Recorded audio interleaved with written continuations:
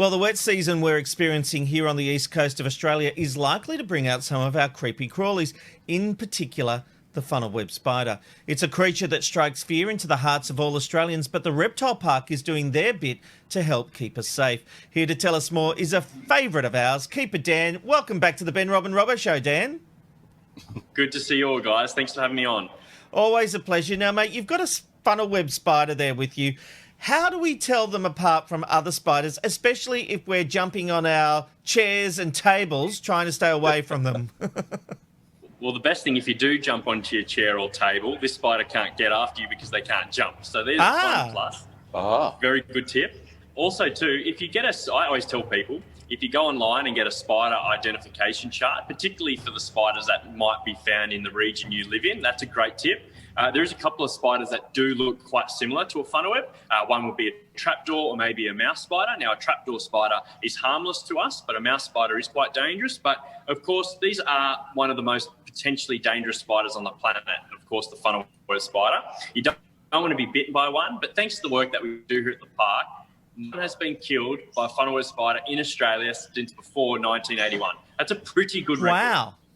We have such a fear of them. We do. We do have a massive fear of spiders, whether it's spiders or snakes. And sometimes it's a little bit unfair because obviously these animals don't really want to interact with us. They certainly don't see us as food. They want to eat small little insects. So if we can avoid them, they will be very glad that you did that. So, Dan, where are we likely to find them if we're in our house? In the backyard, inside, in the shed? Yeah, you should expect to find spiders really anywhere. Now, a lot of people will encounter funnel web spiders when they're working in the backyard. So you can imagine you go outside, you're doing some gardening, you lift up a log and underneath is a funnel web spider. So it's always advised to make sure you wear protective clothing when you are working in your backyard, nice sturdy gloves in particular. Also, too, funnel web spiders have turned up in washing baskets. They've, of course, turned up in the end of people's shoes. So always tap out your shoes, just like Grandma would have told you to do.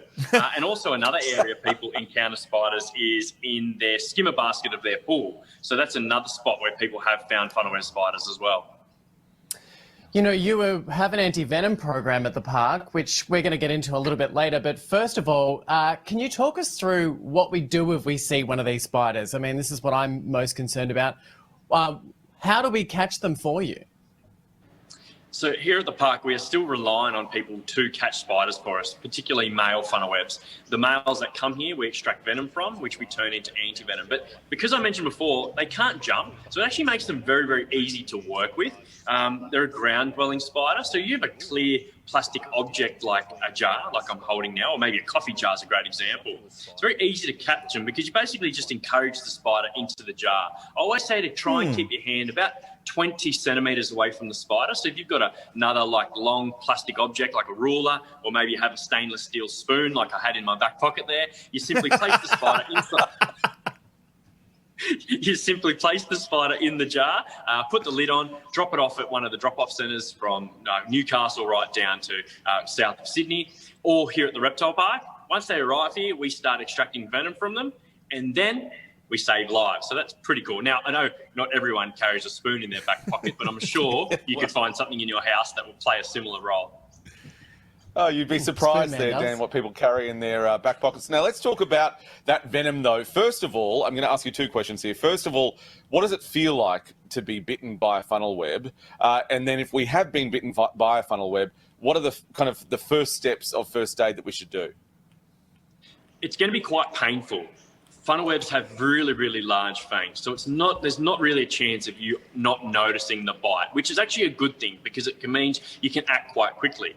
And the best thing about funnel webs and understanding how to treat funnel web spider bite is all you have to remember is how to treat a snake bite, because it's exactly the same. So the most important thing, you've been bitten, you've got to keep that limb nice and still. You're then going to wrap up that bite with a bandage. So I've actually got a bandage handy in my pocket again, pulling lots of things out of my pocket today. So how many pockets have you got there?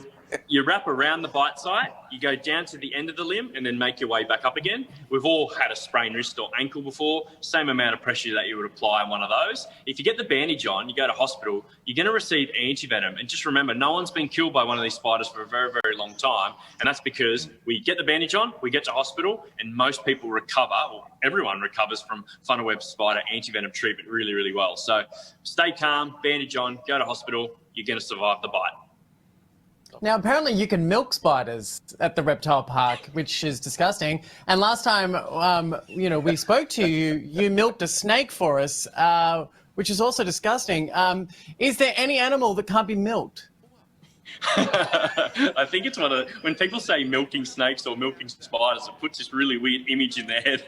And it's a really simple process. When you encourage the spider to rear up onto its back legs, we might use a set of forceps to encourage the spider to bite.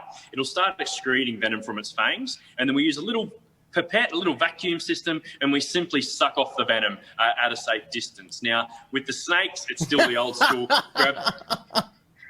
Grab the snake, get it to bite a vial. Spiders, completely hands-off process. We let the vacuum do all the work, and we keep it a nice, safe distance. Now, the amount of venom is minuscule in comparison to what we get from a snake. So we have to continually be milking males. And that's the hardest thing, is trying to keep up our population of male funnel webs. So we need about 100 every single week to get enough raw venom to be turned into anti-venom. Now, for an example, about 3 years ago, a young boy was bitten in Sydney. He needed 12 vials of anti-venom.